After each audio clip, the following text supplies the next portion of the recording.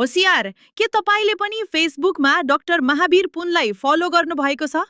कतै तपाईले फेक पेजलाई त फलो गरिरहनु भएको छैन?